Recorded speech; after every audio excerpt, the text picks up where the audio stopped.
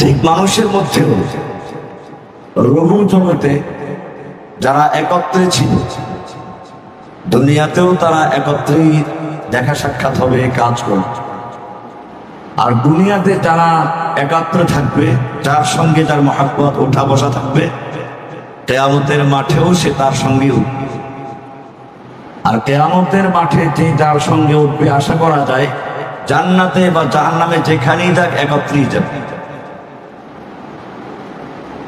এই জন্য আজকে আমার এখানে আসা, আপনারা আমাকে মহাব্বত করে দাওয়াত দিয়েছেন, বিভিন্ন জায়গার থেকে আগমন করেছেন, এটা আল্লাহ সুবহানাহু ওয়া তাআলার সেই অনুগ্রহ। রূহ জগতে আমরা একত্রিত ছিলাম। নবীদেরকে মুযাক্কির বলা হয়, ইন্নামা আনতা মুযাক্কির।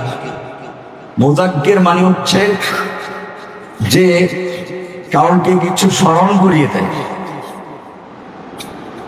মুযাক্কির। আল্লাহ রাসূলকে বলা হয়েছে ইন্নামা আনতা মুযাক্কির লাস্তা আলাইহিম বিমুসাইতির। আপনি একজন মুযাক্কির। কিসের মুযাক্কির? এতে বোঝা যায় পূর্বে কোনো জিনিস ছিল, পরে ভুলে গেছে, এটা স্মরণ করাই দেওয়ার কাজ। হ্যাঁ, এটাই বাস্তব। একটা বিড়ালের বাচ্চা তার মাকে সে চিনে, মায়ের থেকে বিচ্ছিন্ন হয়ে গেছে, আবার যখন দেখা হয় বিড়াল মা তার বাচ্চার ঘ্রাণ নেয়, আর বাচ্চাটাও তার মায়ের ঘ্রাণ নেয়। যখন দুজন দুজনকে চিনে ফেললো, তখন বাচ্চাটাকে আস্তে মুখে কামড় দিয়ে সে নিয়ে চলে যায়। আমাদেরও একটা পূর্ব পরিচয় আছে আল্লাহর সঙ্গে, আমাদের মালিকের সঙ্গে। আমরা সেই জিনিসটা অনেক সময় ভুলে যাই, আমাদের রবের পরিচয়টা আমরা ভুলে যাই। সেজন্য আল্লাহ রাব্বুল আলামিন নবী রাসূলদেরকে প্রেরণ করেন মুযাক্কির, স্মরণ করে দেওয়ার জন্য। আর এভাবে যদি আল্লাহকে স্মরণ করা যায়, কোরআন বলছে আলা বিযিকরিল্লাহি তাতমাইন্নুল কুলুব। এখানে তিনটা শব্দ গুরুত্বপূর্ণ। একটা হচ্ছে বিযিকরিল্লাহ, আল্লাহর জিকির মানে স্মরণ। তাতমাইন্নু মানে স্থির হওয়া। তাতমাইন্নু অর্থ কি? ইতমিনান, স্থির হওয়া, শান্ত হওয়া। আর কুলুব মানে হচ্ছে কলবের বহুবচন, অস্থির হওয়া, পার্শ্ব পরিবর্তন করা। কাল্লাবা ইউকাল্লিবু তাকলিমান, ওলট পালট করা, উল্টা পাল্টা করা। ইউকাল্লিবুল লাইলা ওয়ান নাহার। তাহলে কলবকে কলব কেন বলা হয়? সে বারবার পার্শ্ব পরিবর্তন করে।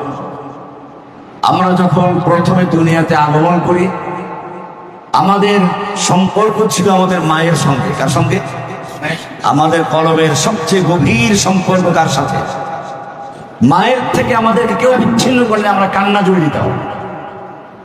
কিছুদিন পরে যখন আমরা হাঁটা চলা শুরু করলাম, তখন আমরা খেলার সঙ্গীদের সঙ্গে মিশে গেলাম। আমার কলবের সম্পর্ক তখন খেলাধুলার সাথে, সঙ্গীতের সঙ্গে, বাচ্চাদের সঙ্গে। ওরা এখন আমার আপন।